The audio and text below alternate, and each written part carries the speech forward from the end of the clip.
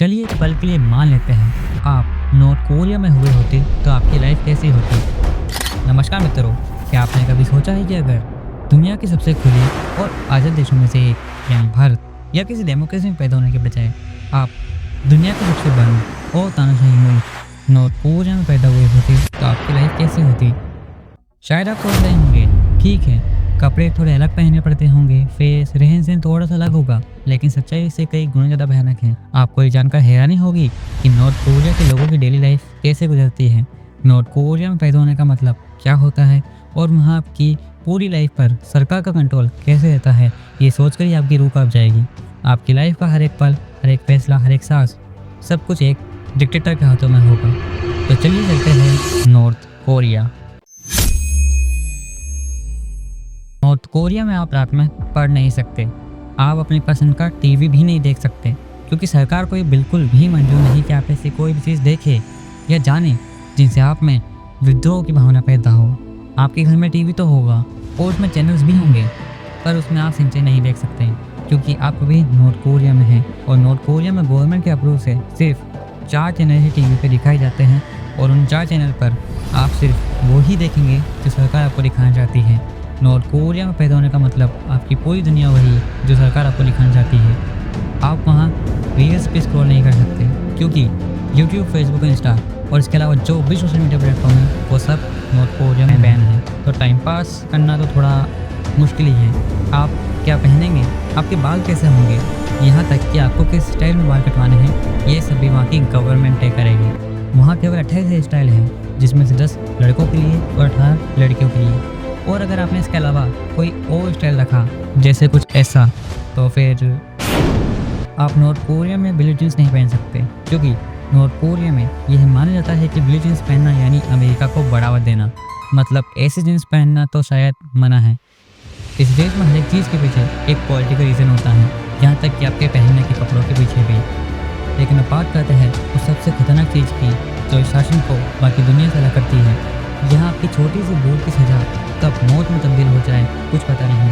Hong Yong Chola, जो Kim Jong Un के सबसे ज़्यादा करीबी थे और नॉर्थ कोरिया के डिफेंस मिनिस्टर हुए, एक रिपोर्ट के मुताबिक एक मीटिंग के दौरान होंग योंग चोल को पावर नैप आ जाती है, यानी झपकी आ जाती है।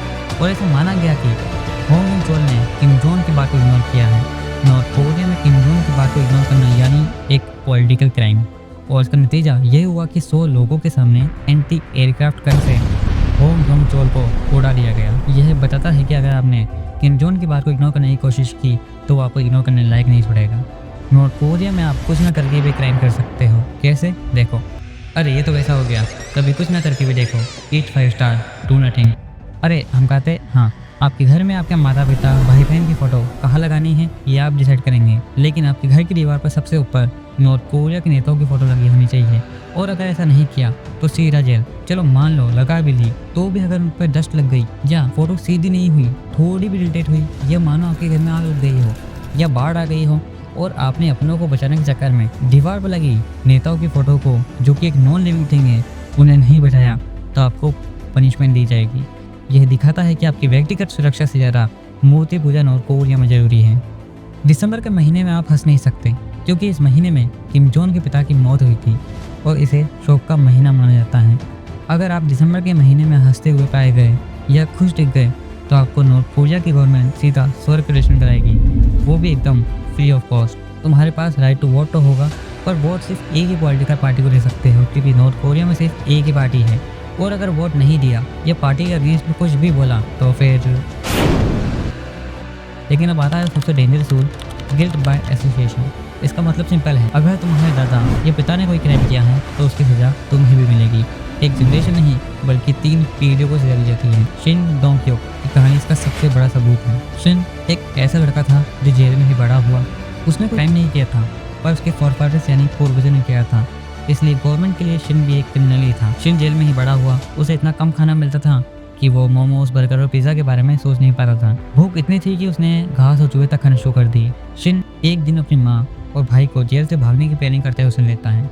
जेल का रूल सिंपल था, अगर किसी ने भागने की कोशिश की या किसी को किसी के एस्केप प्लान के बारे में पता है पर गार्ड को इन्फॉर्म ना करे तो सीधा मौत, और अगर बता दे तो शायद एक्स्ट्रा खाना मिल जाए।